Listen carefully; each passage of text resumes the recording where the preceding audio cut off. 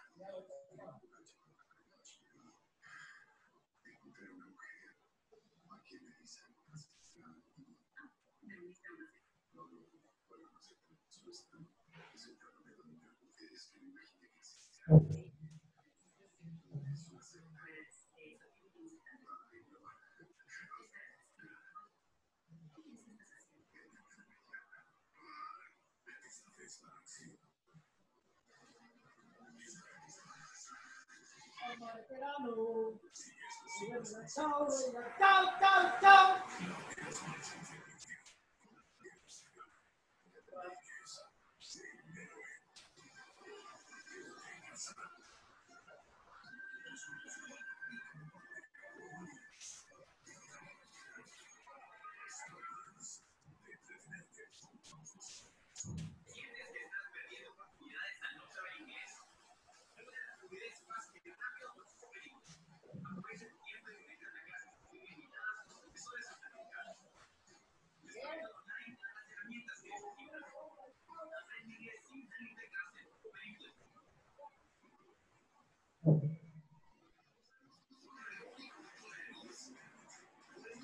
Así quiero comer.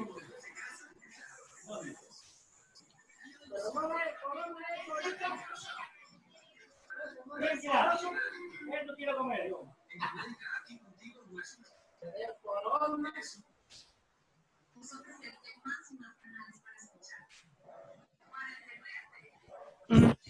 Aló. ¿Aló? Estoy invitando a toda la gente para que ingrese. Ya, está bien. Ya mandé el correo. Ahora esperar nada más que ingrese la gente. ¿Ya? Espera, está cargando un Aquí, rato. aquí es horrible acá. Una lluvia así, pero parece diluvio.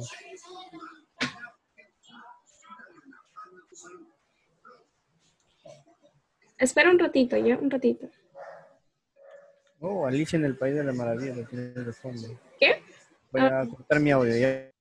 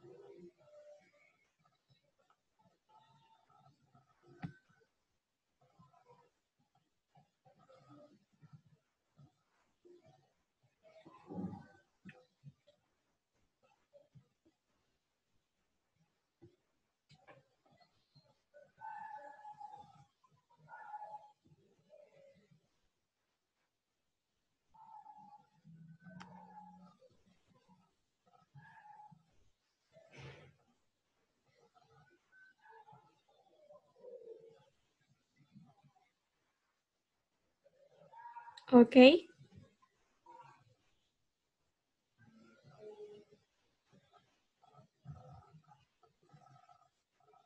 Hola Jessica, ¿cómo estás? Buenas noches. Gracias por entrar. Hola Félix. Hola a todos.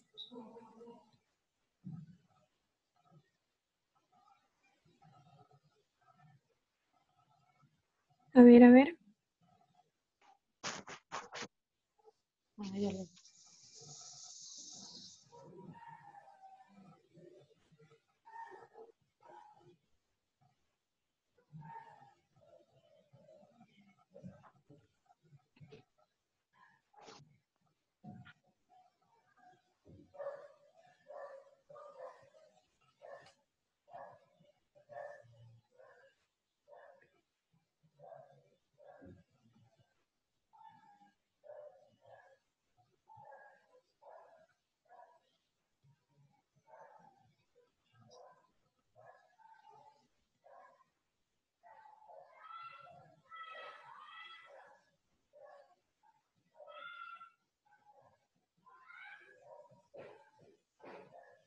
Hola María, ¿cómo estás? Bienvenida.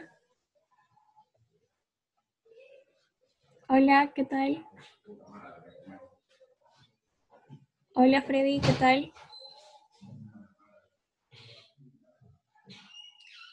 Ok, Coronel, soy Polo Llosa. Me gustaría preguntarle qué lleva puesto, pero no tengo el tiempo para charletas. Se acaban de meterle 3 disparos a un...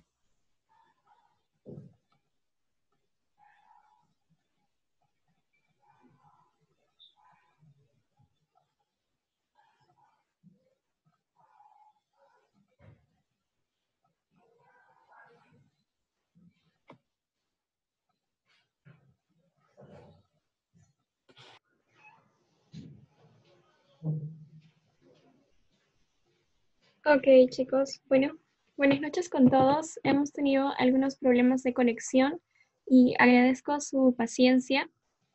Y bueno, sin más preámbulos, les voy a comentar un poco acerca de la exposición de ayer que hice. Bueno, este tema lo inicié explicando un poco como una pequeña introducción acerca de cómo algunos pequeños, cómo algunos átomos habían caído en la Tierra a partir del universo, ¿no? Entonces, en ese contexto, si recuerdan los PPTs, había comenzado mostrándoles de qué forma las estrellas, de qué forma han facilitado, ¿no? De que la explosión de las estrellas han facilitado eh, la síntesis de los átomos que conocemos como vitales para la vida, ¿no es así? Bueno, aquí en esta imagen les hablé un poco acerca de cómo es que una estrella, después del Big Bang, en expansión, pudo generar eh, compuestos, o mejor dicho, átomos, ¿no? En su fase inicial eran gaseosos, ¿no? Que ustedes, como bien saben, por la fusión nuclear comenzaron a generar otra sustancia, otro tipo de átomos, ¿no? Como en este caso, ¿no? La fusión pasa que cuando la estrella estaba formándose, ¿no? La estrella comenzó a botar chorros de helio, pues, ¿no? Y justamente esto pasó porque había una, una gran expansión. ¿Usted cree que la vida podría existir ya ahorita mismo en otros planetas y de qué forma serían? Ok, Félix. Bueno, en ese caso, de que exista vida, claro que sí. Hay una astrobióloga muy conocida que justamente ha trabajado con bacterias que resisten a la radiación UV, ¿ok? Trabajó con la NASA y básicamente lo que ella planteaba era que nosotros podemos conocer un tipo de vida, pero que no puede ser la única. Un caso concreto son los copos de nieve, ¿no? Así mismo se reproducen de un patrón, ¿okay? Y de la misma forma se autorreplican. Entonces, podemos ver aquí que no solamente el movimiento de como conocemos, se puede existir desde la crisis de seres, ¿no? Ahora, ¿qué más? ¿Qué dice? ¿Y de qué forma serían?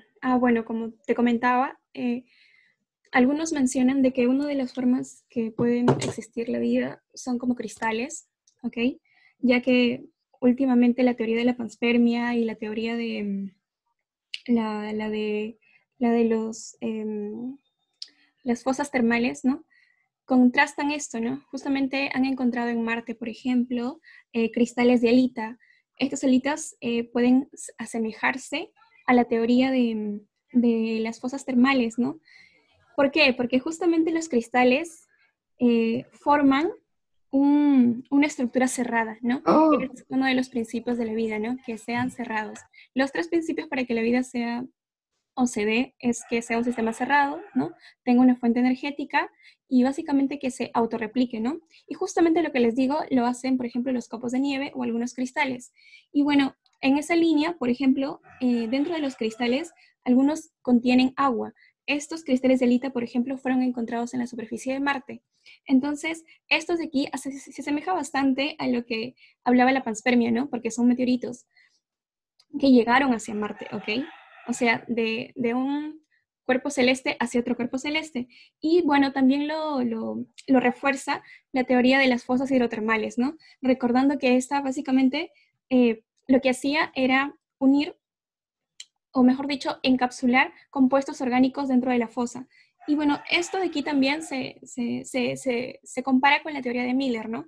Miller hablaba sobre cómo podemos nosotros crear aminoácidos, ¿no? Y bueno, algunos debaten la teoría de Miller. Algunos dicen que Miller estaba errando. O bueno, está bien que haya creado aminoácidos de forma artificial, pero ¿de qué vale si no tiene una delimitación, ¿no? El experimento que lo hizo básicamente nos explica cómo lo hace, pero no cómo lo conserva o cómo lo protege. Entonces, algunos debaten esto, ¿no?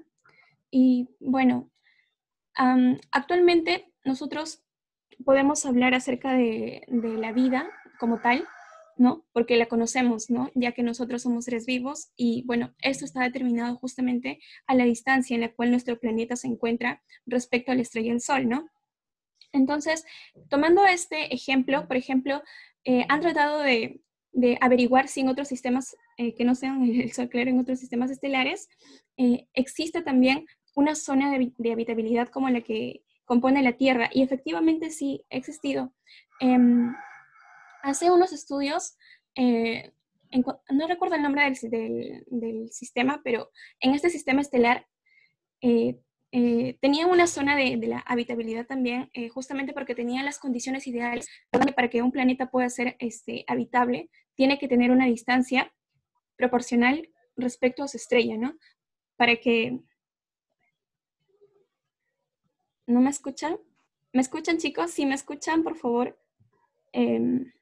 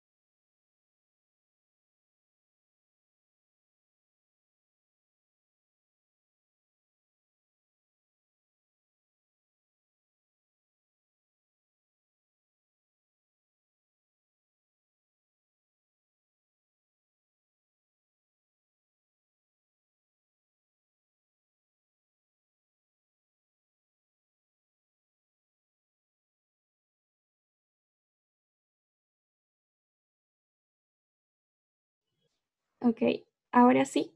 ¿Me oyen? Ok, gracias. Listo. Entonces, vamos, lancen preguntas. Estamos aquí para dialogar las dudas que tengan, las hipótesis que ustedes tengan, cuando están en contra o en favor. Comencemos a tratar de debatir quizá. Ok. ¿Cuáles son sus puntos de vista?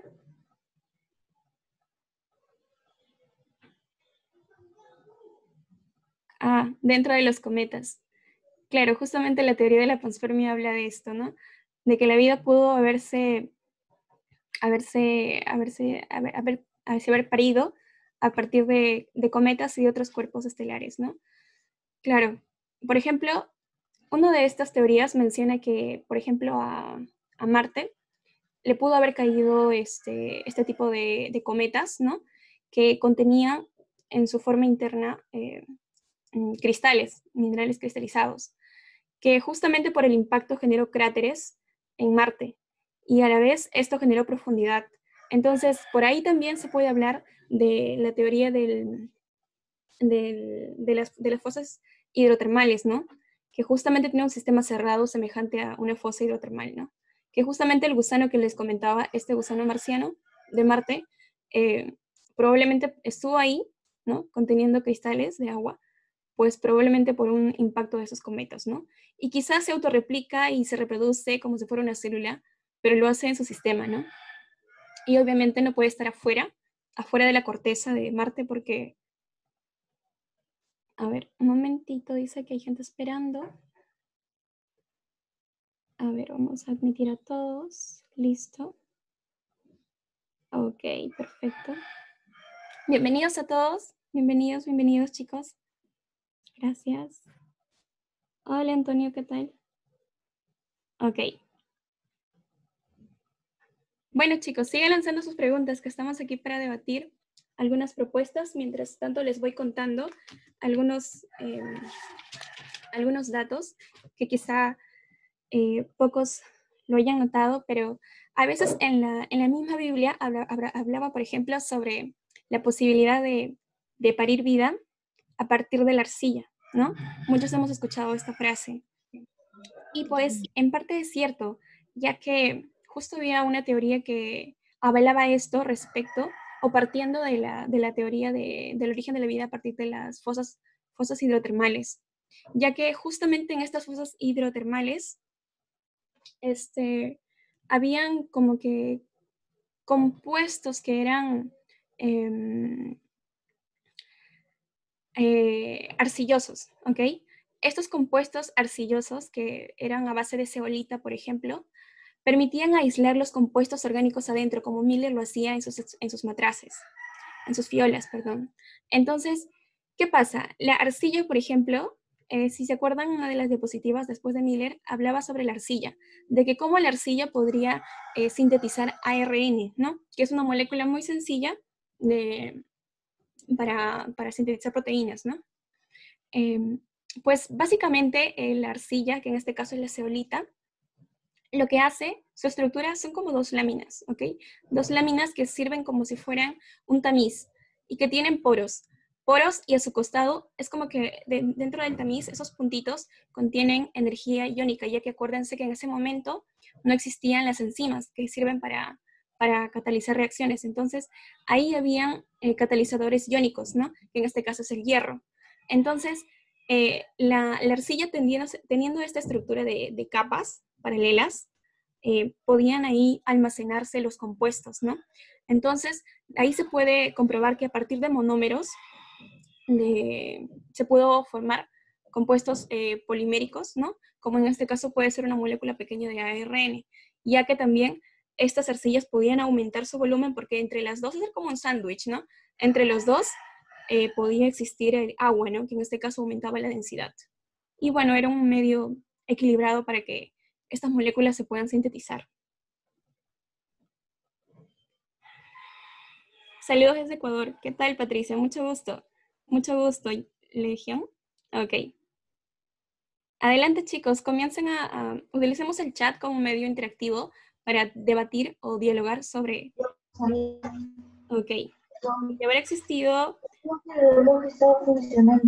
favor, traten de silenciar sus audios. Gracias. De haber existido más de un origen de la vida en la Tierra, ¿cuál habría sido la ventaja adaptativa que permitió sobrevivir a nuestros ancestros como microbianos? Genial, gracias, Clever. Pasa que nosotros somos el origen de una infección. Nosotros nos hemos desarrollado justamente porque la Tierra se infectó o se infestó o se contaminó, que es la palabra correcta, de oxígeno, ¿no? y gracias a unos microbios. En este caso, las cianobacterias, por ejemplo, las cianobacterias son un tipo de microorganismos un poquito más evolucionados de los organismos primigenios, ¿no? Como las arqueas, por ejemplo, porque estas ya tenían una membrana, ¿no? Eso era lo que le faltaba a las arqueas. Entonces, estas, por ejemplo, lo que hacían era degradar lo que había en su medio. Por ejemplo, en la atmósfera había monóxido de carbono. Ellas degradaban estos compuestos de carbono y sintetizaban oxígeno. Pero no lo hacían con un fin bueno, ellas eran como que de su desecho, ¿no? Así como nosotros vamos al baño y hacemos nuestros desechos, era su desecho. Básicamente, con su desecho contaminó todo, ¿ok? Entonces, esto permitió que ella y otros, perdón, este desecho permitió que otros microorganismos se adapten a esta sustancia contaminante, ¿no? Entonces, ¿qué pasó? Hubo mutaciones, ¿ok? Las mutaciones son el legado más grande que hemos podido tener desde ese microbio hasta ahora, que nos ha permitido, pues, la vida, ¿no? Y la ventaja adaptativa que permitió sobrevivir a nuestro ancestro común, bueno, más que todo son las mutaciones. Luego dice, ¿hay alguna teoría? ¿Qué tal, Patricia? ¿Hay alguna teoría relacionada con la formación de los virus, ya que estos no se consideran en vida? ¿Podría haberse formado de manera muy distinta a la vida? Genial, gracias, Pati. Miren, siempre nos han dicho que los virus no tienen nada que ver con la teoría de la evolución, pero es falso, ¿no? Si nosotros recordamos, por ejemplo, el árbol filogenético que les había compartido, ahí podemos ver sobre Luca, ¿no? Luca es un ancestro primigenio, es como que el Adán científico, ¿no? Porque justamente sus teorías se basan en encontrar un origen en común, un ancestro en común, ¿no? Y bueno, Luca lo que hace, por ejemplo, es hipotetizar, ¿no? ¿Qué podría ser? Aquí está. Genial. Aquí está. Ok, entonces, por aquí están los virus, si lo puedes percibir aquí. Aquí están los virus.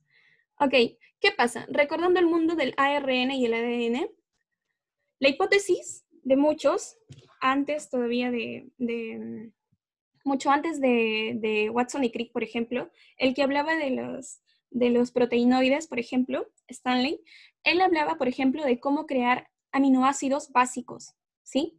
Aminoácidos básicos y, bueno, de forma sintética, ¿no? Y básicamente lo que él hizo fue diseñar que de una forma tridimensional, ¿ok? A partir de una forma tridimensional podían generarse la funcionalidad de estos aminoácidos, ¿no? Que podrían ser la proteína, ¿no? Como lo habíamos visto aquí, ¿no? En una célula llamada ribosoma. Entonces, ¿qué pasa? Nosotros, cuando hablamos de virus, este es un virus, este es el virus más primigenio, ¿ok? Cuando hablamos de virus, los virus básicamente son material genético encapsulado, son como una caja que contiene un material genético que contiene generalmente ARN, porque justamente es la molécula más ancestral y más primitiva, una molécula más pequeña, ¿ok? Entonces, Pati nos hablaba acerca de eso, ¿no? Nos preguntaba, ¿cuál es su posición? Pues bien, este mapa francés, perdón, este árbol filogenético francés, nos menciona cuál sería la función de los virus, ¿no? O en qué intermedio estarían, ¿no? Los virus estarían acá, dándole el paso a las bacterias, ¿no? Justamente por la estructura de aquí, justamente esta estructura se parece mucho a la de la bacteria, ¿no? La que les mostraba este virus. Ok. Ahora, los virus también han tenido que tener mutaciones. Este ADN siempre va a tener mutaciones. Es lo común que tenemos los organismos pluricelulares, los unicelulares y los que, bueno, necesitan un hospedero para ser vivos, ¿no? Por ejemplo, estos son los viriones y también están compuestos de ADN, pero solamente son proteínas. Ok, dice, ¿hay alguna teoría relacionada con la formación de virus? Bueno, en este caso la teoría sería, Patricia, el mundo del ARN. Y bueno, Luca, ¿no? Que te comentaba sobre el organismo más ancestral, ¿no? Luego dice, y también en los de proteinoides, ¿no? Ya que estos no se consideran vivos, podría haberse formado de manera muy distinta a ya.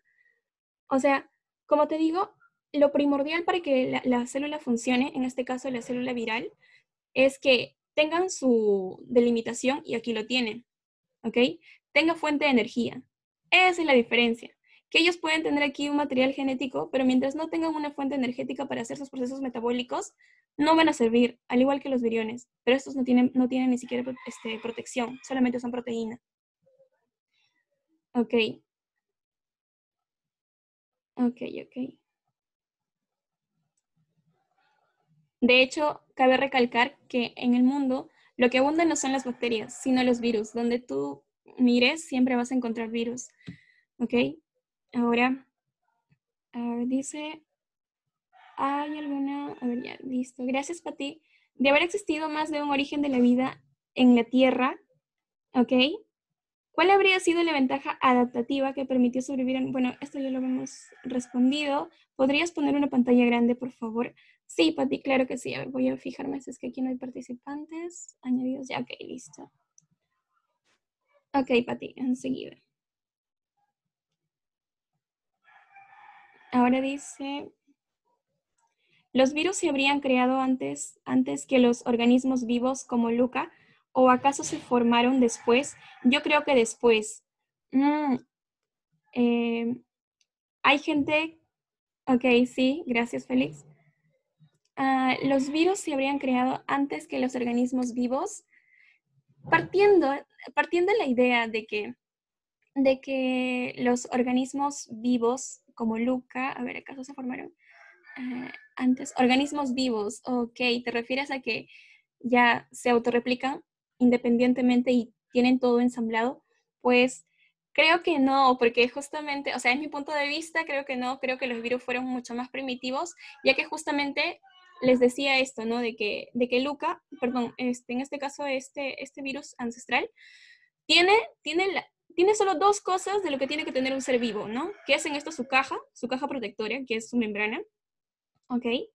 Y tiene adentro material genético, ¿ok? Pero no tiene una fuente energética, ¿ok? Entonces tiene 2 de 3, no puede ser más evolucionado que una bacteria, por ejemplo. La bacteria sí tiene todo, tiene su fuente energética, ¿ok? Tiene su metabolismo autoensamblado y también tiene su protección. ¿Procede la vida en la Tierra del espacio? ¿Procede la vida en la Tierra del espacio, panspermia, o es el resultado de procesos autónomos acontecidos en nuestro planeta? Ya.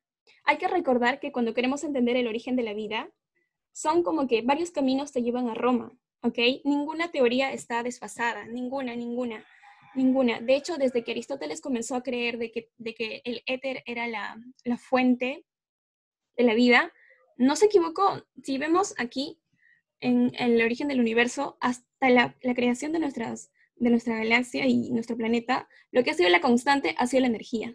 Entonces, él tampoco se ha equivocado en eso, de su quinto elemento, que se quiere el eterno de energía. Y pues, básicamente cuando Clever me dice aquí o nos dice que el resultado de procesos autónomos aconteció, es un resultado de procesos autónomos que aconteció solamente en el planeta, claro que no. Ya hemos visto que no, que somos el producto de una confluencia de átomos que han permitido la activación de algunas reacciones, ¿no? Que bajo condiciones estables físico-químicas se han dado. A ver, dice... A ver, continúen, chicos, continúen preguntando cualquier cosa, cualquier duda. Estamos aquí para responder, para debatir. Ok. Ok, genial. Bueno. ¿Procede la vida en la Tierra del espacio, de la panspermia? Ok. Cabe recordarles que la teoría que ha sido más aceptada desde el 2002, pero no es que ha sido la reciente, sino es que la que ha sido más aceptada justamente por las pruebas ha sido la de las fosas hidrotermales, ¿no? Y pues una reciente que ha salido es justamente a partir de los geysers. Ok. A ver, dice aquí, acá hay unas preguntas, espero que ustedes estén a gusto de leerlo. A ver, dice, Clever. Pati, qué gusto de nuevo. A ver. Dice, bajo el experimento de Miller-Clever primero, ¿habrá alguna posibilidad de encontrar más de 20 aminoácidos esenciales? Claro que sí. Hay un experimento, por ejemplo, de un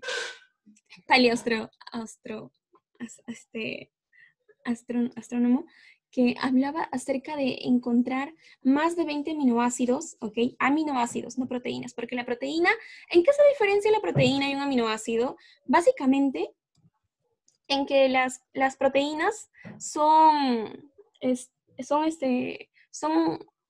como que las han estirado de forma tridimensional, ¿ok?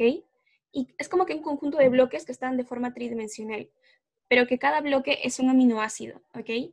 Esa tridimensionalidad le permite que pueda tener contacto con algunos átomos que le dan, que activan a la proteína, ¿no? Para que sea funcional, para que sirva y para que el organismo viva, ¿no? Y pueda replicarse y hacer sus mecanismos de vida.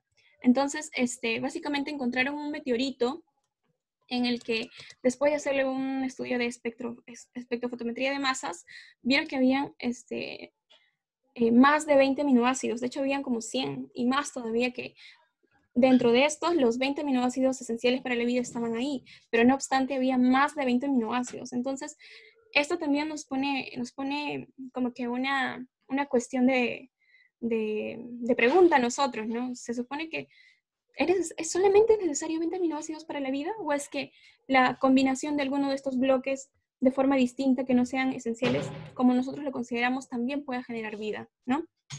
Entonces, sí, Clever, es muy probable que podamos encontrar esto, ¿no?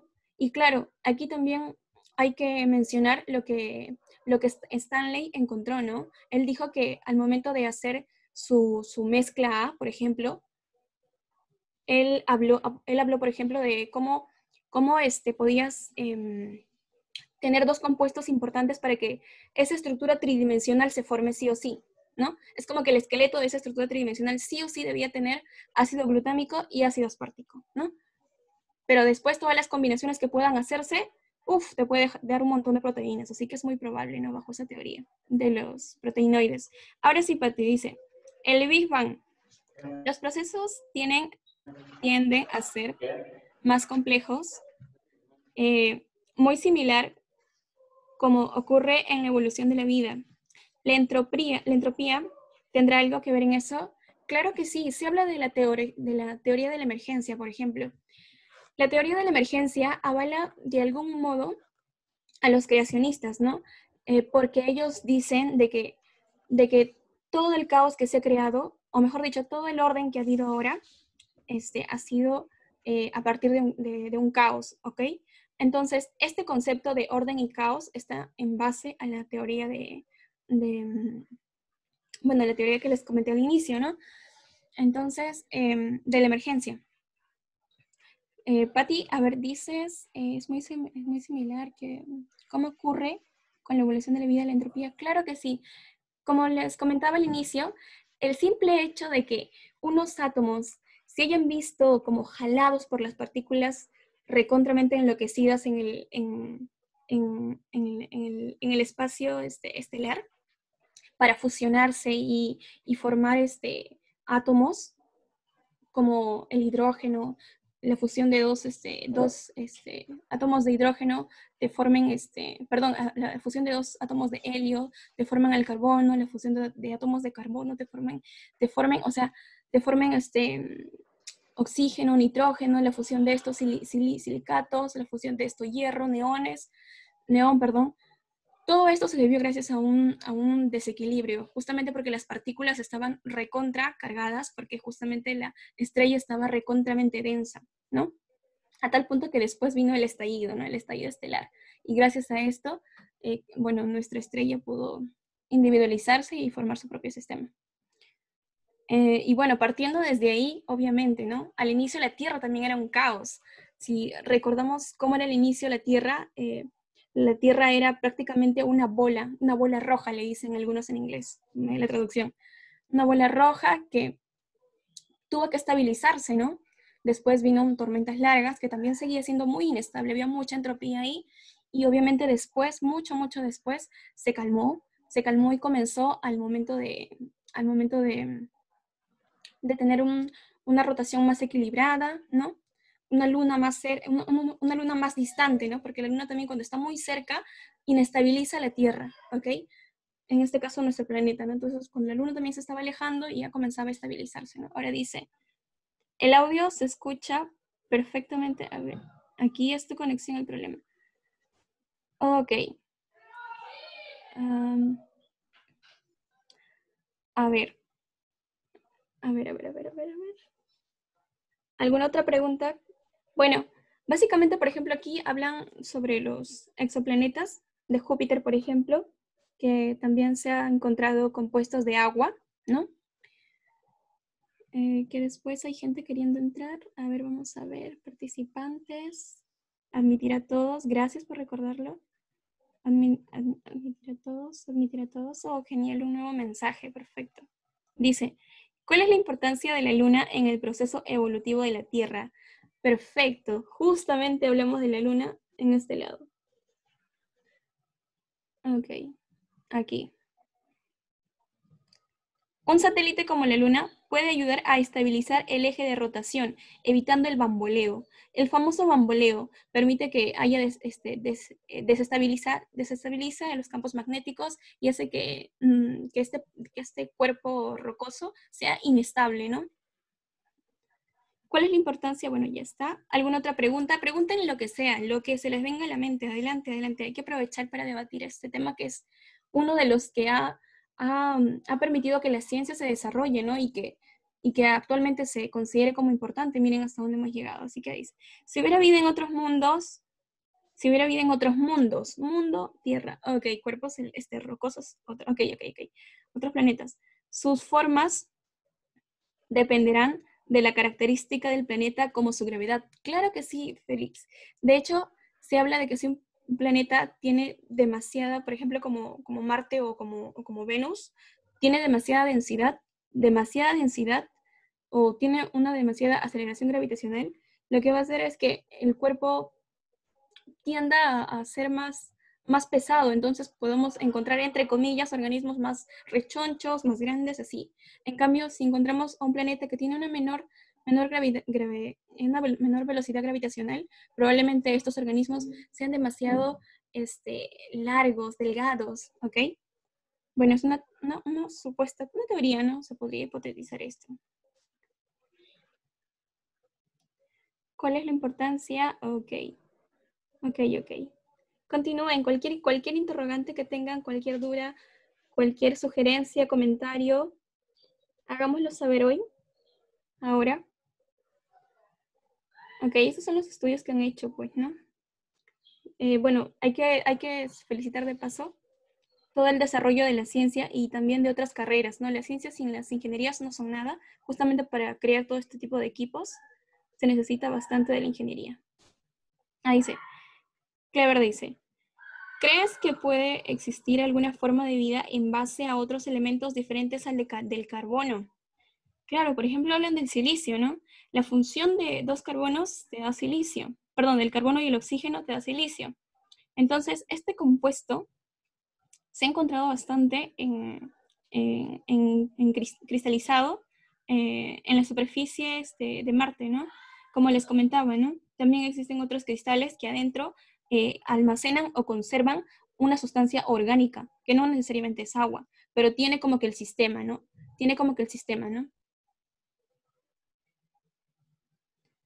Como un sistema cerrado, como les digo, agua adentro y también compuestos orgánicos. El carbono es tetravalente, esa es la característica que le permite generar más enlaces. Claro, le da estabilidad, ¿no? Y también flexibilidad. En las teorías del origen de la vida, ok, antiguas o nuevas, a ver, dice, mencionan condiciones distintas. ¿Estas condiciones se dan en la actualidad? ¿Es posible que esa evolución química pueda seguir pasando a través del tiempo o simplemente fue un hecho remoto? Mencionan condiciones distintas. ¿A qué te refieres con condiciones distintas? De la Tierra, ¿te refieres de la Tierra? ¿Esas condiciones se dan en la actualidad? Mira, por ejemplo, en la la teoría de las fosas hidrotermales se ha comparado bastante lo que pasa con los basaltos antiguos, ¿no? Que ellos hipotetizan, y con los basaltos andinos. Y, por ejemplo, una de esas características ha sido vital para que esta, entre comillas, la supuesta nueva teoría de las fosas hidrotermales sea vencida o derrotada por una nueva, que es la teoría de los geysers nucleares, ¿no? Y justamente porque estos geysers nucleares se pueden de algún modo adaptar bastante a los basaltos andinos. Entonces se puede ver que la vida, o sea, mantiene su ciclo, que es una de las características, ¿no? Al momento de que uno se habla es una de las características cuando uno habla sobre un planeta habitable, ¿no? Que tenga características cíclicas, ¿no? Día, noche, y como una de estas cosas es esto, ¿no? Que a pesar del tiempo se mantengan todavía las características originarias. Oh, extremófilos, Clever, muchas gracias. Bueno, los extremófilos y hablar sobre habitabilidad se van a dictar en los demás, seminarios, así que estén atentos, inviten a mucha más gente. Pero así, a grosso modo, dice aquí, ¿cuál es la importancia del estudio de los organismos extremófilos? Pues justamente para nosotros hablar sobre mutaciones, para hablar sobre ambientes que han tenido temperaturas muy elevadas, ¿no? Que justamente son las más aceptadas, pues ha tenido que haber una adaptación, ¿no? Si bien es cierto, estas fosas, digamos, contienen bastante sulfuro, ¿ok? Bastante sulfuro y hierro, ¿ok? Entonces, ¿cuál va a ser el aporte de esto? Que genere energía, pero en este caso también va a permitir que abunde compuestos orgánicos sulfurados. Entonces, de esta forma, los microorganismos que van a desarrollarse, porque de algún modo van a haber aquí estructuras cerradas, ¿no? Que se van a desarrollar como microorganismos, pues van a tener que degradar esto, ¿no? Van a tener que mutar. Probablemente por eso se hablan de los árboles filogenéticos, justamente para relacionar cómo es que desde una cianobacteria uno puede ser una bacteria sulfurosa, por ejemplo, o cómo es que tú puedes llegar a o sea, como que te digan, ¿no? Que tú eres primo de los plátanos o de una cianobacteria, o lo fuiste o lo eres. Pues sí, lo eres, ¿no? Gracias a las mutaciones, ¿no? Y justamente estas extremófilas han tratado de adaptarse a este medio, ¿no? Porque han tenido las condiciones ideales, ¿no? Han tenido estabilidad, equilibrio y han tenido lo que es importante, ¿no? Una fuente, pero ya no era la fuente eléctrica, perdón, no era una fuente eléctrica como hablaba Miller, por ejemplo, en su experimento con electrodos, tampoco era una fuente de radiación UV, ¿no? Sino que era una fuente de energía geotérmica, ¿no? En este caso. Bueno, que se basaba más que todo en el magmatismo, ¿no? A diferencia de esta, ¿no? Que esta, por ejemplo, te botaba sales, ¿no? Y dentro de las sales se pueden conservar agua, como hemos mencionado, y es un medio ideal para que se puedan generar compuestos orgánicos y así las sustancias y, bueno, así los microorganismos unicelulares. Pero, sin embargo, esta teoría de los geysers nucleares, cuando sale la energía, lo que permite formar son compuestos carbonatados, ¿no? Como es el metano, ese tipo de sustancias. Entonces, ahí podemos hablar, por ejemplo, de los hipertermófilos, ¿no? Cuando hay metano, ¿no? Y de aquí podemos hablar de los que degradan el sulfuro y el hierro, por ejemplo, ¿no? Justamente viendo cómo es la geoquímica de estos procesos. Y esto lo evidenciamos justamente porque estas proteínas que les hablé de aquí funcionan, ¿no? Son funcionales justamente por la energía que tienen, gracias a la parte geotérmica o de una energía ionizante como es la del uranio, ¿no? Esta energía. Entonces, las proteínas son funcionales y lo que hacen es comer esos compuestos inorgánicos y lo convierten en compuestos orgánicos. Y aquí están las proteínas. Algunas proteínas que lo ven como Pac-Man son enzimas, ¿no? Son enzimas y lo que hacen es, bien, chévere, tengo hierro, lo degrado, me lo como y ya. Lo que hago es dentro de la célula comenzar a nutrirme con esto, ¿no? Igual aquí los compuestos, como el metano, que les había hablado de los geysers nucleares, los pueden digerir, ¿no? Y de esta forma formar sus componentes orgánicos, ¿no? Para nutrirse y poder replicarse. Entonces dice, a ver, vamos a seguir leyendo por aquí. Condiciones distintas se refiere a condiciones actuales. Así es. Se ha encontrado ADN. Hola Daniela, mucho gusto. Se ha encontrado ADN en los fósiles de bacterias antiguas que se han encontrado. Hola Dani, sí, de hecho, como les estaba comentando a los compañeros, es que sí, se ha encontrado, más que ADN, se ha encontrado componentes primitivos del ADN, ¿no? Como por ejemplo los aminoácidos, que son importantes para que el ADN pueda funcionar.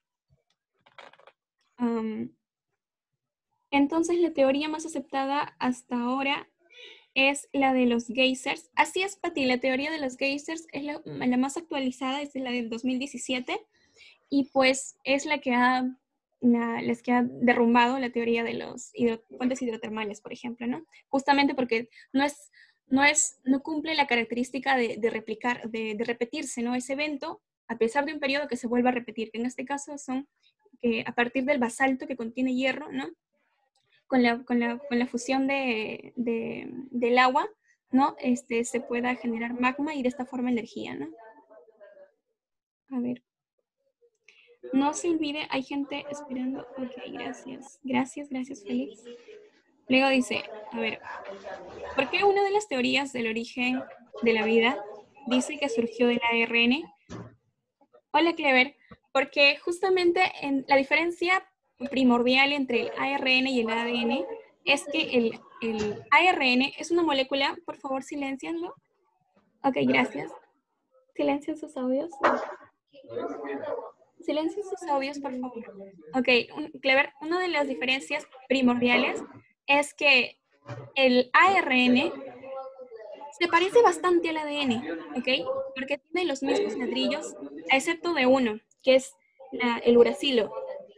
Pero otra diferencia es que es más pequeño, ¿ok? Es mucho más pequeño. Entonces, si tú eres una célula primitiva, lo primero que vas a hacer son cosas pequeñas, ¿no es así? Y después ya te puedes expandir en lo complejo, ¿no? De lo simple a lo complejo, recuérdalo. Dice, ¿por qué una de las teorías de la vida dice, por favor, silencien sus audios? A ver, Leonel. Ok, gracias. Dice, ¿por qué una de las teorías del origen de la vida dice que surgió el ARN? Ya lo mencionamos, Clever. Se ha encontrado un aminoácido. Hola, Dani. Bueno, yo te saludé, creo. Bueno, chicos, sigan preguntando, interactúen, así que adelante. Cualquier idea que tengan, cualquier duda, reclamo, cualquier cosa, adelante. Bueno, a ver, dice, se ha encontrado aminoácidos a base o bases nitrogenadas. Dani, lo que se ha encontrado o lo que permite que el ADN pueda servir para activar algunas proteínas o enzimas, ¿no? En sí es los aminoácidos, ¿no? Se han encontrado aminoácidos, como les comentaba a los compañeros, y se han encontrado mucho más de los esenciales. Se han encontrado hasta más de 100 aminoácidos en una espectrometría de masas, ¿no? Claro, de un meteorito que cayó aquí en la Tierra. Hay muchos meteoritos que hablan acerca de cómo compuestos orgánicos han llegado a través de ellos, ¿no? Algunos están en la Antártida. Ok. Aquí está, por ejemplo, ¿no? Y aquí algunos compuestos orgánicos. Por ejemplo, hay un meteorito que es muy conocido y pues este meteorito lo que pudo almacenar también fue ácidos grasos, ¿no? Me has hecho acordar algo, Dani. Pero el ADN está formado de bases, claro, el ADN está formado de bases nitrogenadas, sus grupos fosfato y sus pentosas. Las pentosas la podemos obtener gracias a los cristales, que es lo primordial que pudo haber existido en el caldo primigenio, sea como sea por el experimento de Miller, o sea desde el mar, pozos hidrotermales, o sea en un geyser, ¿ok? Cristales se puede obtener. Ahora, estas bases nitrogenadas son compuestos orgánicos, que justamente es lo que estamos hablando que hay acá, un montón de compuestos orgánicos, ¿no? Esto es el ADN, el cromosoma que hay ADN. Y los grupos fosfato justamente es lo que la fuente es, la molécula inorgánica que abunda en en el medio, ¿no? Donde se encuentran estas moléculas, si es que estaban esparcidas de forma inorgánica. Ok, ahora,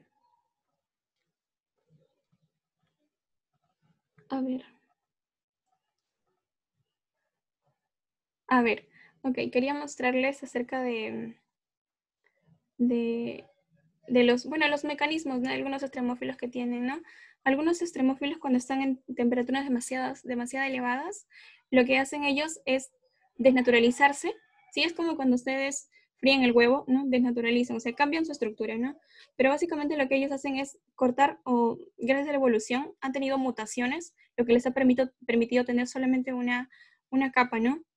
Entonces, esto es lo que le permite a ellos tener, por ejemplo, resistencia a temperaturas muy bajas, ¿no? Y mantener su estructura así, mantenerla, es para protegerlo, ¿no? En temperaturas altas.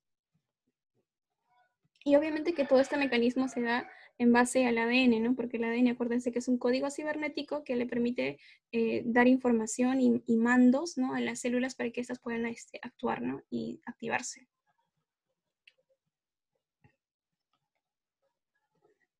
Pero ¿cómo lo hacen? ¿Qué pasa con el ADN? Bueno, en sí, el ADN, como Daniela nos preguntaba y le habíamos comentado, es que tiene bases nitrogenadas, ¿no? Acá tiene grupos de azúcar y aquí grupos fosfatos inorgánicos, ¿no? Entonces, esto de aquí se puede haber formado por el caldo que había, caldo rico.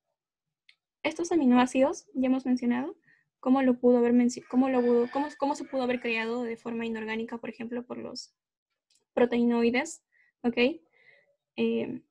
Y estos grupos fosfato, bueno, son inorgánicos y pudieron haber estado en el medio, ¿no?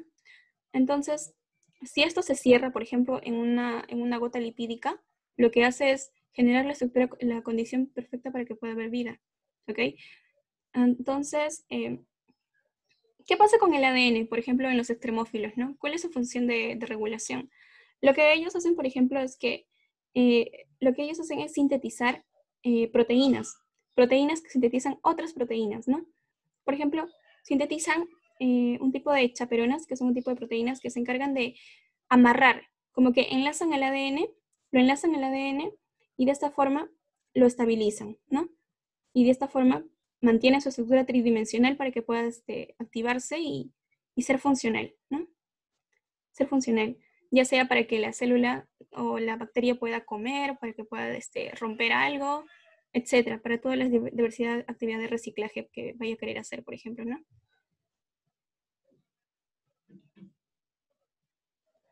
¿Con cuál de las dos teorías te quedarías? ¿Y por qué?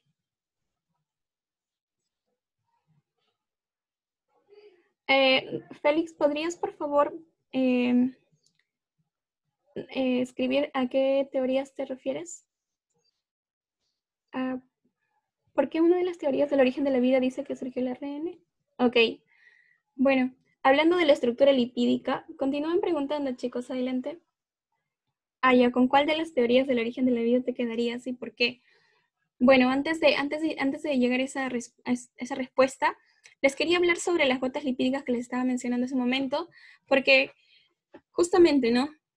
Algunos estudios avalan esto, de que quieren sintetizar ARN, ¿no? Que es la molécula más sencilla, para que una célula pueda ser funcional, ¿no? Y replicarse y hacer todo lo demás, pues es, por ejemplo, hacer como una pequeña caja metabólica, ¿no? Sea como si fuera una bacteria, por ejemplo, o una célula nuestra, es lo siguiente, ¿no? Sintetizan, o mejor dicho, aíslan gotas lipídicas, ¿ok? Mediante, generando un medio inmiscible, justamente poniendo aguas. Estas gotitas de algún modo se separan una de las otras y dentro de estas, como tienen doble membrana, ¿sí? Asemejan a la membrana celular o la membrana de las bacterias. Entonces, dentro de esta gotita lipídica, o sea, ya tenemos aquí como que la caja, ¿no? La protección. Dentro de esta gotita lo que pueden hacer es agregar el ARN sintético, que lo pueden hacer de forma, primero bioinformática, ¿no? Diseñan la proteína y luego lo hacen de forma sintética, ¿no? Y ya está. Entonces, este sistema, por ejemplo, es uno de las cosas más locas que se ha podido hacer, porque es como que estamos generando vida, ¿no? De algún modo, estamos tratando de querer generar vida. Ahora dice, Félix, ¿con cuál de las teorías del origen de la vida te quedarías? Bueno, como les comenté al inicio, todas las teorías te hablan de cómo llegar a Roma, ¿no? ¿Cómo es que llegas a generar vida?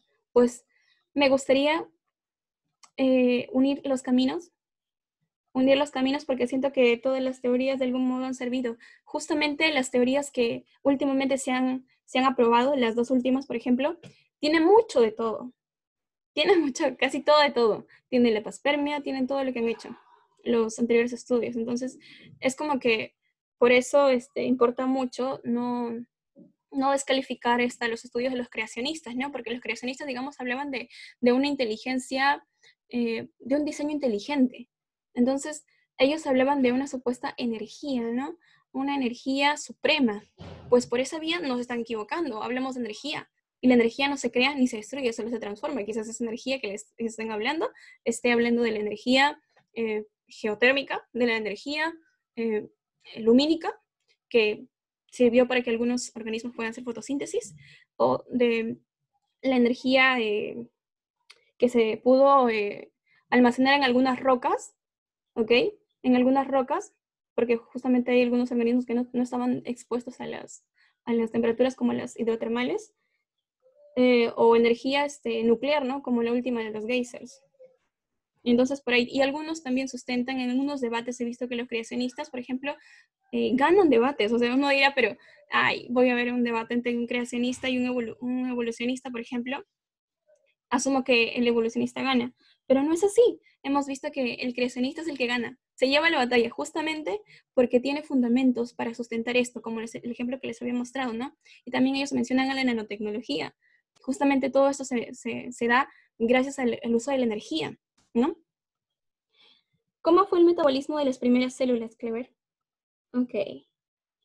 El metabolismo de las primeras... Aquí está. Si hablamos de Luca, bueno, Luca, una de las hipótesis de quién fue Luca, bueno, fue básicamente la infección, ¿no? La infección de una célula con una bacteria, ¿ok? Entonces, la bacteria lo que hizo fue convertirse en una mitocondria, que es una fuente energética, ¿ok? Entonces, a partir de ahí podemos ver que la evolución también sirvió bastante para definir de qué forma hasta una infección puede servir como un primer paso para generar la vida, ¿no? Esta es una bacteria. Nuestra mitocondria, que nos permite respirar, que nos permite correr, que nos permite hacer mil cosas, es una bacteria que fue infectada en este organismo, ¿no? En este eucarionte, porque tiene núcleo. Ahora, dice, ¿cómo fue el metabolismo de las primeras células? Bueno, básicamente en las primeras células, si hablamos por la vía, por ejemplo, de que los organismos estuvieron en lugares extremos, comenzaron a degradar, ¿no? El metabolismo básicamente se enfoca en regulación genética, ¿sí? Regulación genética, o también mediante la función enzimática, ¿no? Mediante las proteínas.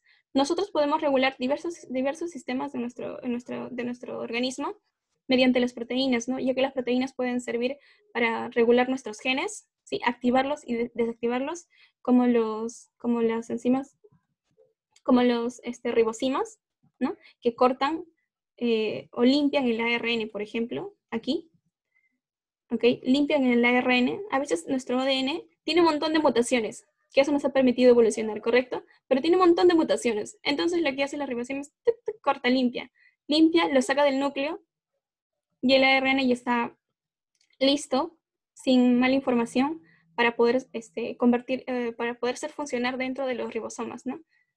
Y de ahí salir como proteína. Obviamente que como proteína recién es funcional. Entonces, ok.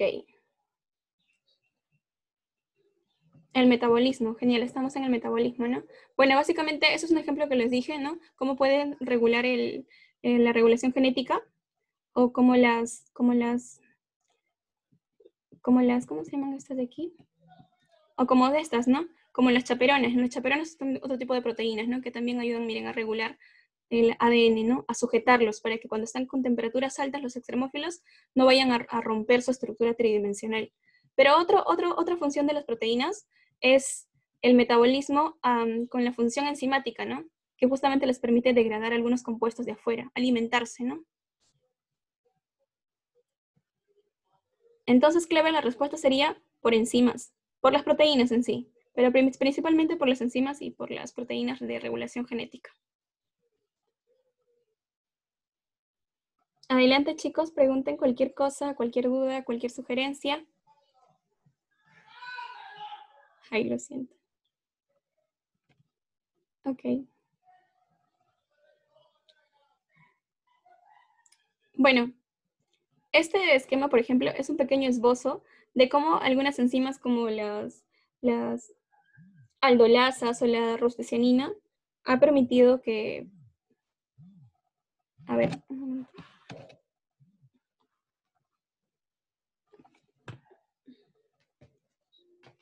Ha permitido que exista vida, ¿no?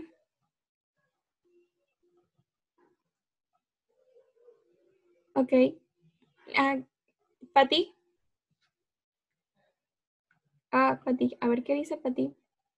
Dice, las ondas que se enviaron, perdón, que se envían actualmente a Marte, a otros planetas, toman muestras del suelo para encontrar organismos o solo analizan la composición con espectrofotometría. Las ondas, Marte toman muestras del suelo. Claro, básicamente las ondas lo que se enfocan es en encontrar no solamente los compuestos orgánicos mediante espectrofotometría, sino también la cantidad de energía, de carga magnética que tengan, ¿ok? Tipo de minerales y también de gases, ¿no? Justamente hay un estudio que habla sobre cómo podemos nosotros probar la vida o oler la vida, ¿no? Y justamente mencionan este tipo de oleoscopios, entre comillas, pero son equipos que miden la longitud de onda de algunas sustancias volátiles, ¿no? Que no es más que metano, no es más que monóxido de carbono, ¿no? Y que son los gases de la vida, se podría decir, ¿no? Que de una forma poética son los que lo buscan afuera, ¿no? En Marte o en otros planetas. ¿Cuál es tu concepto? Gracias, Pati. Leonel, hola, Leo. ¿Cuál es tu concepto sobre el meteorito ALH? Meteorito ALH. Ya, ok. El cual se cree que dio origen a la vida en la Tierra. Ok. El meteorito que nos habla Leonel es el que se hipotetiza de que vino en... ¿Cómo se llama esto? Ya. A ver, el meteorito que tú mencionas es el que vino de afuera, creo que. Me recuerda a la teoría de que los meteoritos, perdón, algunos meteoritos que cayeron a Marte, ¿no? Sembraron ahí algunos cristales. Ay, un momento. Ok, sembraron algunos cristales y justamente la teoría de que estos cristales contienen fuentes energéticas de minerales, por decirlo así, que se asemejan mucho a la teoría del geotermismo, sustenta mucho de que la Tierra también se haya originado, ya que es el mecanismo igualitario, o sea, es el mismo mecanismo, ¿no? Meteorito adentro, un cristal, ¿ok? Y adentro con cosas orgánicas, justamente lo que les estaba comentando a los compañeros hace un momento. Como les comentaba, ¿no? Ese es el gusano, él está hablando del gusano de Marte, se asemeja mucho al de acá. Ahora dice, también hay, Félix dice, también hay rovers que buscan vida en Marte mediante la búsqueda de biomarcadores, que son compuestos exclusivos de la vida. Uno de los biomarcadores, por ejemplo, que son más que todo, no como biomarcadores, porque algunos, los que estudiamos genética, por ejemplo, esa área, pensamos que los biomarcadores van a ser moléculas que van a marcar parte de los genes, no. mejor hay que darle el nombre de biosensores, ¿no? Que justamente hablaba justo de los gases, ¿no? De los gases del olor de la vida, ¿no? Justamente encontrar estos gases en otros planetas, por ejemplo, el metano, el monóxido de carbono, ¿no? La búsqueda de biomarcadores que son compuestos exclusivos de la vida, o sea que solo organismos viven, o sea que solo organismos vivos producen o se producen en los organismos vivos. Ok. Claro, esa última premisa que dice Félix hace referencia a lo que Pasteur nos decía, ¿no? Pasteur, al refutar la generación espontánea, le dio como que el jaque mate al decir de que la vida genera vida. Así que ya muy lindo que tú tapes tu corcho y todo, pero igual, si existe vida es porque había una vida preexistente. Y básicamente, eso. Entonces le analiza. Excelente presentación. Gracias, Leo. Bueno,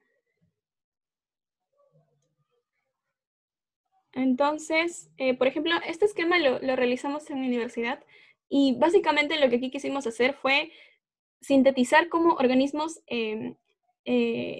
quimioautótrofos podían digerir, ¿no?, compuestos inorgánicos y convertirlos en compuestos orgánicos, ¿no? Y podemos ver aquí, pues, ¿no?, que tenemos grandes descomponedores de hierro, grandes descomponedores de nitratos. Por ejemplo, la cianobacteria, ¿no?, que todo el mundo la conoce. Ahora, las microalgas han salido de boom. La cianobacteria es una de las microalgas más conocidas y más antiguas. Entonces, las cianobacterias se dice, por favor, silencio, obvios. Las cianobacterias se dice que son las bacterias que nos han infectado de oxígeno, ¿no? Entonces tenemos una deuda enorme con las cianobacterias. Ahora, genial. También ellos fijan nitrógeno, ¿ok? Aparte de hacer la fotosíntesis, ellos fijan nitrógeno. Ok.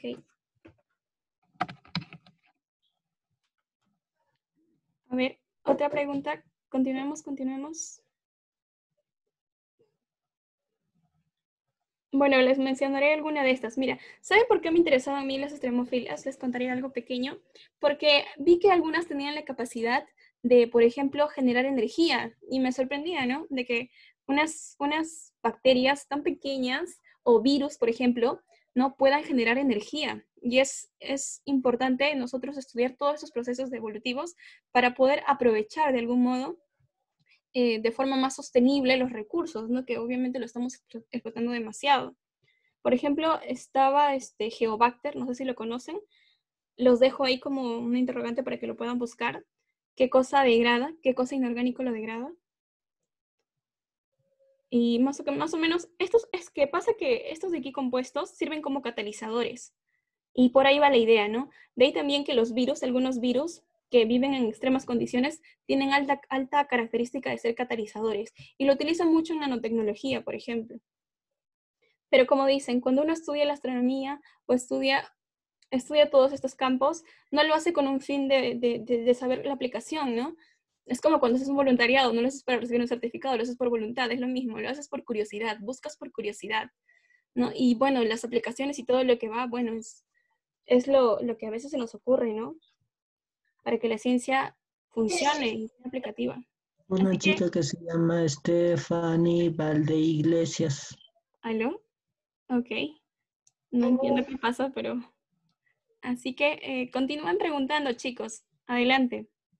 ¿Tienen dudas, sugerencias, interrogantes, comentarios, críticas?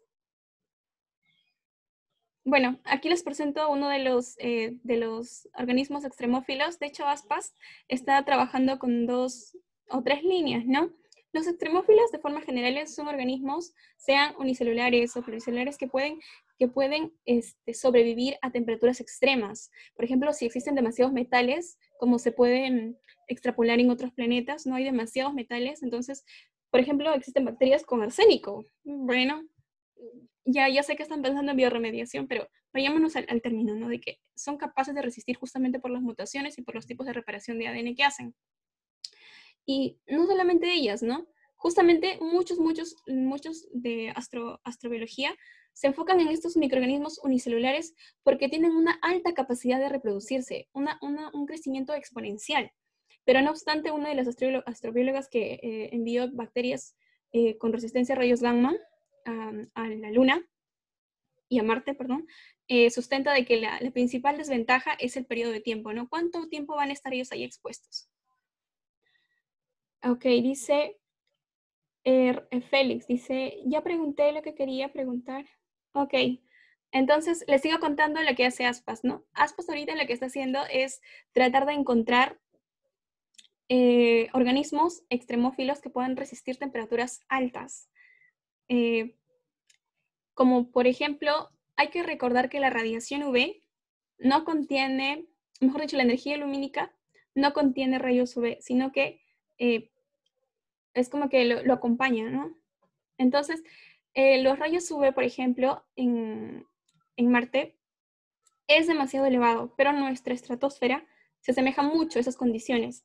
Entonces, Aspas lo que está haciendo es utilizar esa fuente que tenemos acá como un recurso para poder analizar qué resistencia tienen estos microorganismos, ¿no? Por ejemplo, los tardígrados están siendo uno de los invertebrados, ¿no? Porque ya no son organismos unicelulares, que están resistiendo bastante por su bendita criptobiosis. Le digo bendito porque sí es increíble, ¿no? Esa característica que tienen de ponerse en cápsula, pero no obstante, ese estado de dormición o inhibición no solamente lo realiza él, quizá fue uno de los primitivos. Hay algunas ranas como esta, por ejemplo, que no hace criptobiosis, pero sí totalmente se congela, deja de respirar y bueno, ella está en la Antártida, por ejemplo, ¿no? Cuando hay momentos de cambios de temperatura brusca, hace una especie de inhibición total. Casi todo su sistema se congela. Entonces, a ver, dice Aaron, hola Aaron, ¿qué tal? Mucho gusto. ¿Termófilos, tardígrados? Ah, termófilos, genial. Uno de los termófilos, como habíamos mencionado, son los que pueden resistir al metano, por ejemplo, ¿no? Los metanótrofos, ¿no? Y bueno, uno de los metanótrofos, si deseas googlearlo, es la metilomonas. Dios, genial. ¿Por qué no? ¿Por qué los biólogos no somos tan creativos? Dios mío. Bueno, metalomonas de los metilos, ok, genial. Del metano, ok. Entonces, uno de estos microorganismos lo que hacen es, Aaron, desarrollar mecanismos de reparación del ADN, ¿ok? Y también de proteger su cubierta, ¿no? Y también, como te mencioné aquí, desarrollar enzimas que sean capaces de degradar esa sustancia inorgánica, ¿no? Como sea el metano, en este caso, ¿no? Que es un hipertermófilo, termófilo, ¿no? Y poder convertirlo en sustancias más asimilables, ¿no? Como carbono, por ejemplo, ¿no? Metano, carbono, y de esta forma obtener glicerol, glucosa, ácidos grasos para nutrirse, o esos ácidos grasos para que les sirvan y puedan reparar las membranas celulares que ya están dañadas, ¿no? Porque recordemos que la membrana celular, o la caja de todo organismo vivo o toda célula que le permite protegerse es lipídica. Ahora, dice, uy, ok, hay algunas, clever, a ver, ¿hay alguna relación entre la estructura química de los aminoácidos? Clever, creo que quieres ser un biólogo molecular. Es tu segunda carrera. Ok, genial. Está muy bien. Una inteligente pregunta. Dice, ¿hay alguna relación entre la estructura química de los aminoácidos y el código genético? Claro, como le estaba mencionando ¿cómo se llama? A Patricia, creo. Ella hablaba sobre los aminoácidos y el ADN, ¿no? Hemos visto que la composición del ADN lo componen tres cosas fundamentales, ¿no? Que son los fosfatos, grupos fosfatos inorgánicos. Lo componen las azúcares, ya sea ribosa, o sea, desoxirribosa, por eso es que es ADN, porque es desoxirribosa, porque tiene un hidroxilo y por eso le hace inestable, y por eso es que puede estar de forma conformacional, o sea, tener esas curvas, esas estructuras. La estoy buscando, aquí está. Aquí está. Tiene hidroxilo. Y también porque tiene ¿cómo se llaman? Tiene las bases nitrogenadas, ¿no? O sea, para que exista este código cibernético como el código Morse, por ejemplo, tiene que haber tres cosas. Fuentes de nitrógeno, que son bases nitrogenadas, fuentes de fosfato, que son grupos fosfato, y fuentes de carbono, que son las pentosas, o las azúcares, ¿no? Entonces, básicamente, este grupo de bases nitrogenadas, ¿ok? Son compuestos aromáticos, ¿ok? Entonces, contienen el nitrógeno. Es lo único común que tienen. Contienen nitrógeno como los aminoácidos, ¿no? Como estos, que también contienen grupos de nitrógeno. Pero la diferencia es que estos de aquí, los aminoácidos, son una cadena consecutiva, perdón, las proteínas como funcionales, son una cadena consecutiva de aminoácidos. Pero para que esta proteína sea funcional, tiene que tener una estructura tridimensional. Y para esto, este ADN tiene que mandar señales, ¿ok? Y para esto lo que hace es diseñar enzimas que permitan cambiar la estructura de los bloques de aminoácidos, ¿no? Hasta llegar a una forma tridimensional. Entonces, el ADN envía la información. Dice, necesito que sinteticen enzimas para que diseñen proteínas tridimensionales. Y de esta forma se diseña. Ok. Admitir a todos. Ok. ¿Hay alguna relación entre la estructura química y ya está? ¿Alguna otra pregunta? Continuemos. Ok. Ya que estamos aquí entre las proteinoides de Sidney. Sidney fue como uno de esos científicos olvidados. A él no lo consideraron porque justamente después de él vino la teoría del mundo del ARN. Entonces a él lo desfasaron, ¿no? Pensaron que lo que él estaba haciendo no tenía importancia, ¿ok? Porque solamente se basó en combinar y combinar, pero pensaba que perdía el tiempo ahí combinando aminoácidos. Pero sin embargo, muchos estudios sostienen que actualmente las proteínas que son funcionales tienen una alta cantidad de ácido aspartico y glutámico, justamente la mezcla A que él llamaba, ¿no? Y justamente esto, Sidney lo que hizo fue, básicamente fue como que el padre de la biología sintética, ¿no? De que actualmente tratemos de crear vida en una computadora, ¿no? Tratar de programar todas estas enzimas. El diseño tridimensional de algo, ¿no? Utilizando la informática, por ejemplo.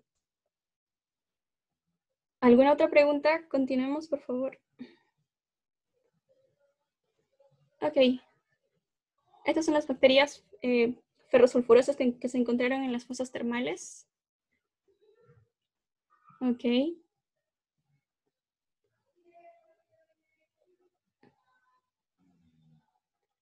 Y aquí se habla un poco de la arcilla, de lo que les estaba comentando, no sé si lo recuerdan. Les había comentado acerca de cómo es que las arcillas podían servir como un tamiz, ¿no? Tienen zonas paralelas, ¿no? Que tienen un espacio. En ese espacio hay moléculas de agua, ¿ok? Entonces, sirven como un tamiz para que las moléculas orgánicas se puedan polimerizar, ¿no? Que las moléculas monoméricas, o sea, aminoácidos, se puedan formar en proteínas, digamos. Ahora, ¿alguna otra pregunta, duda, sugerencia? Adelante, hagan cualquier comentario, chicos y compañeros. Ok. Y bueno, uno de los componentes de la arcilla, por ejemplo, en este caso la histidina es un aminoácido, ¿no? Aquí está la histidina, entonces, conjunto de histidinas, si se sigue formando, mejor dicho, ahorita está que se mantiene la estructura, ¿no? El ADN va a tener que enviar una información, una señal, para que comience a sintetizar enzimas y de esta forma estos aminoácidos puedan generarse su forma tridimensional. Pero mientras eso, aquí tenemos como que un tamiz, ¿no? Donde les permite a los compuestos orgánicos hacer su polimerización. Y justamente como aquí no hay enzimas, mejor dicho, aquí no hay enzimas, lo que ahorita estamos viendo es compuestos inorgánicos, ¿no? Que se quieren producir en el laboratorio, por ejemplo. Entonces, si no hay enzimas, si no hay enzimas que puedan catalizar estas reacciones, lo que se puede hacer, por ejemplo, es utilizar los compuestos iónicos, ¿no? Que se encuentran acá para que puedan catalizar estas reacciones, ¿no? Compuestos como el sílice, por ejemplo, que se encontraban ahí en la arcilla, ¿no? Que puede estar suspendido entre estas porosidades.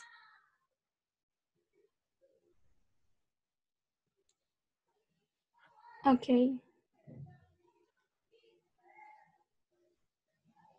La replicación y la traducción encontraría ¿qué dice? La replicación y la traducción se encontraría en la interfase de elementos emulsificantes en la interfase de elementos emulsificantes. Pasa que esta arcilla, ¿ok? Tiene como que compuestos de carbono, ¿ok? No tanto de compuestos emulsificantes, pero si te refieres al compuesto en general, a ver, te refieres al compuesto en general, dices que la replicación más que todo es el proceso en el cual el ADN dentro del núcleo de la célula se copia, ¿ok?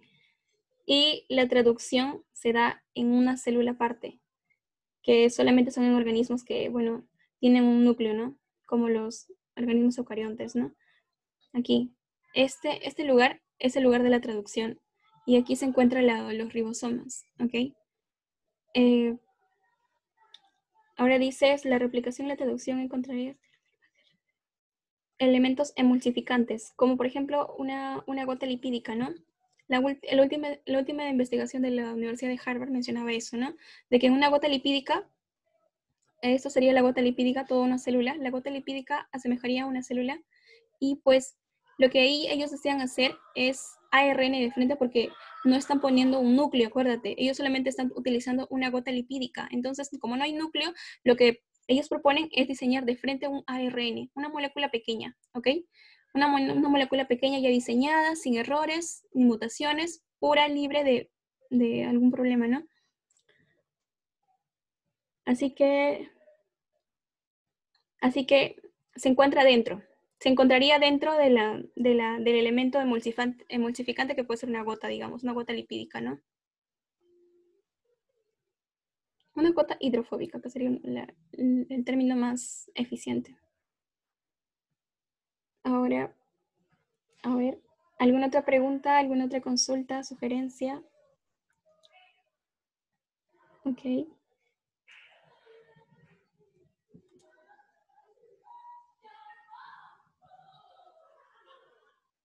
A ver.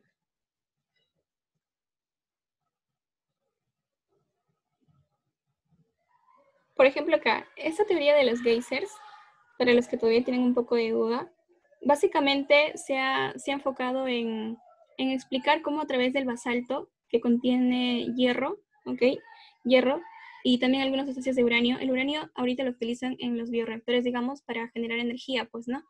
Entonces, este sería el impulso para que el hierro pueda tener reacciones con sulfatos y, bueno, compuestos y líquidos de sulfuro y líquidos de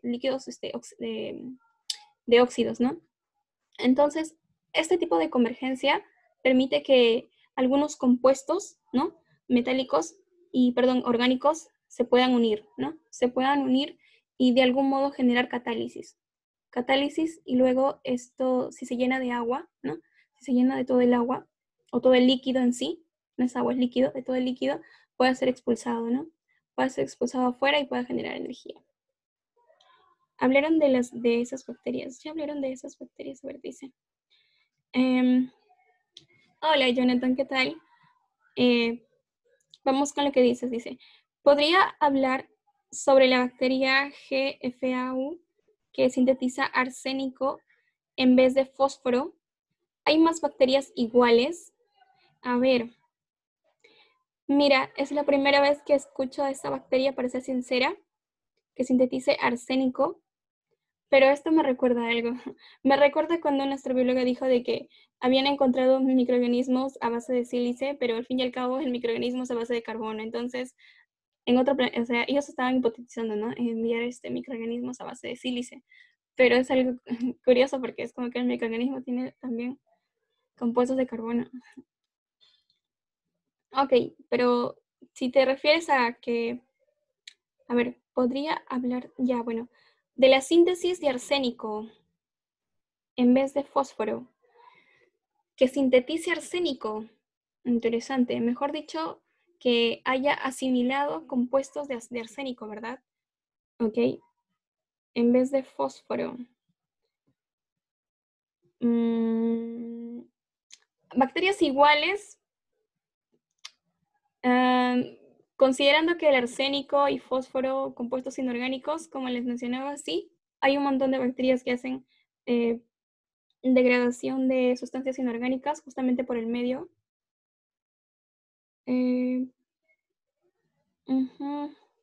Ok. ¿Alguna otra consulta, pregunta, sugerencia? Adelante.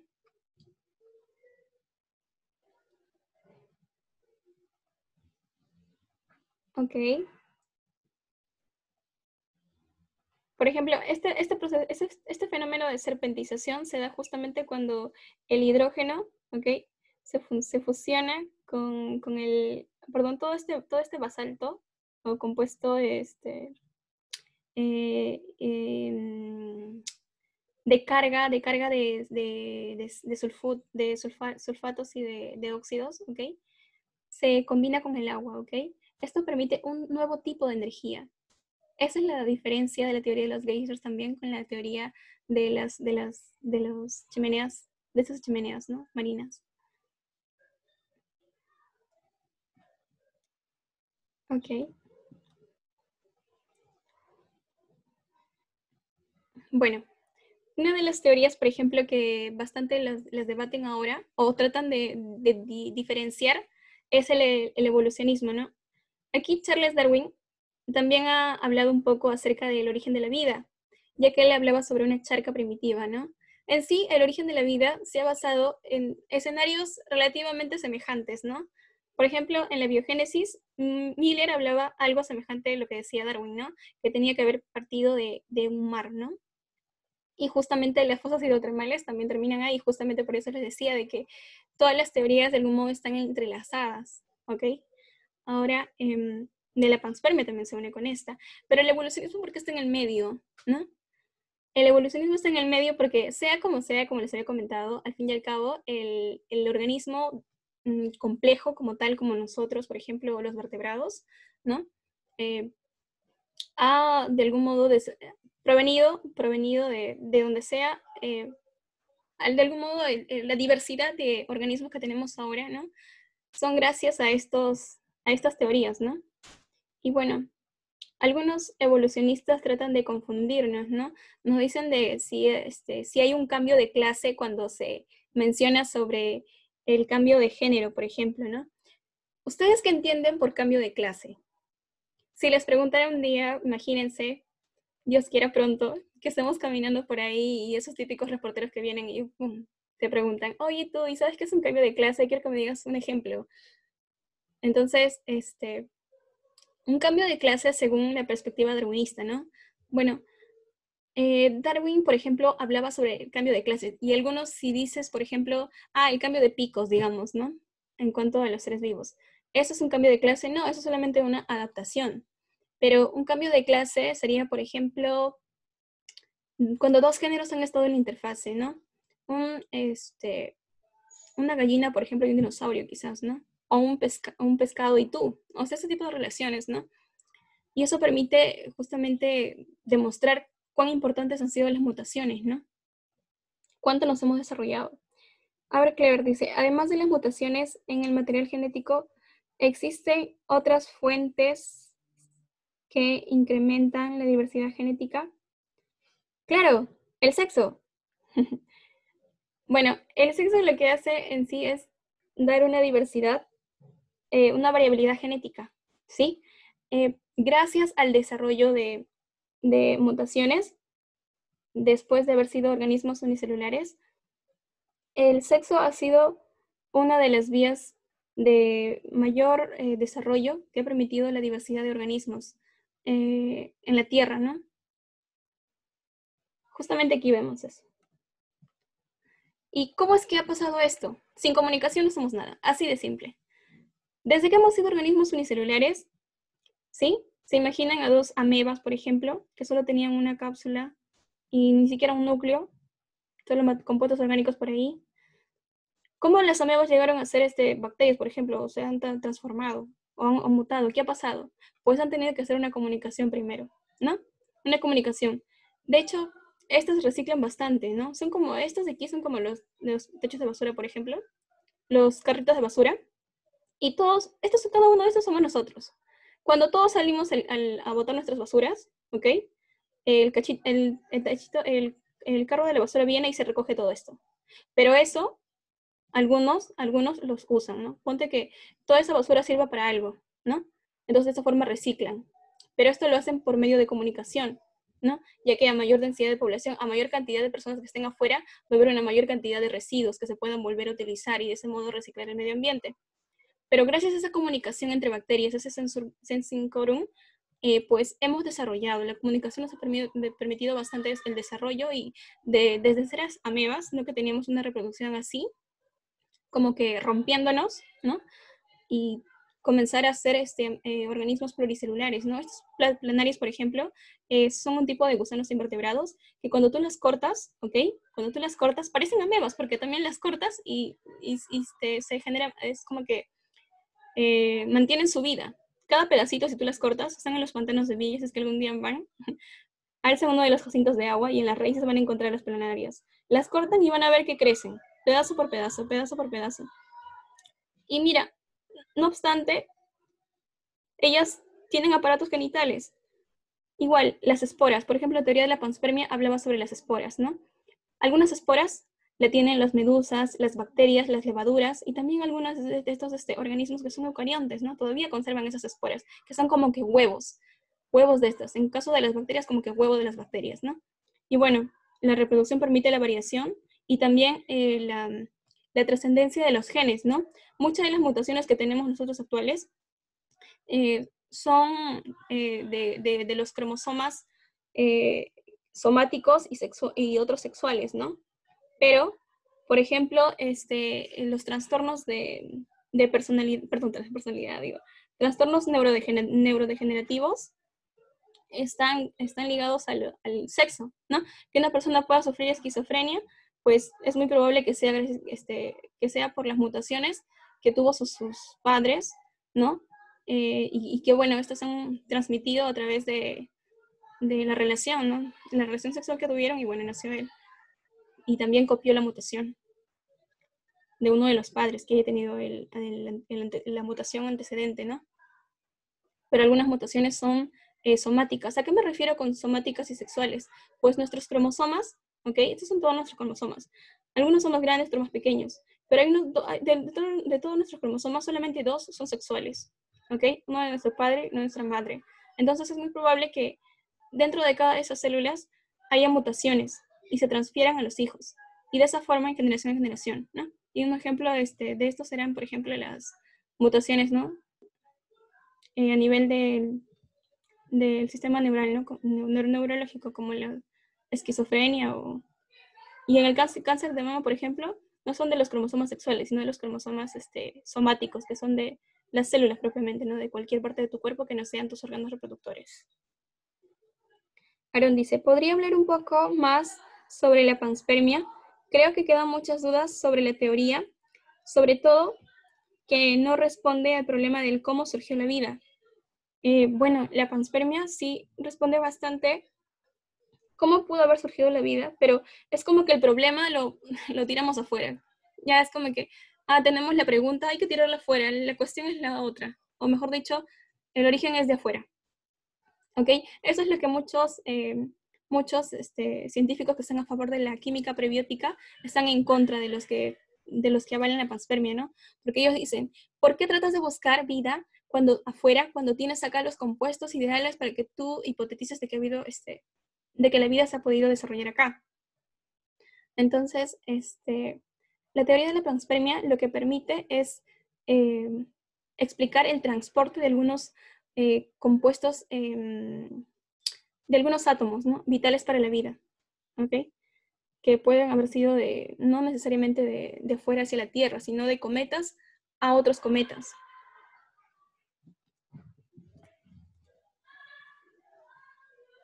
Muchos dicen que cuando la Tierra se originó y comenzaron a caerle meteoritos, cuando la Tierra todavía era una estrella, un planeta rocoso rojo, todavía no era rocoso, pero era un planeta rojo, también cayeron un montón de meteoritos que formaron cráteres, ¿no? Y pues dentro de esos habían cristales que dentro tenían agua, ¿no? Eso es un poco lo que se hipotetiza, ¿no? Y como también les había explicado, en Marte, por ejemplo, también se muestra este escenario y también en su formación, ¿no?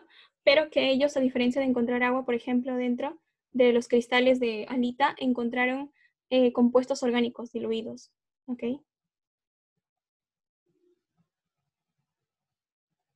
¿Alguna otra pregunta? ¿Sugerencia?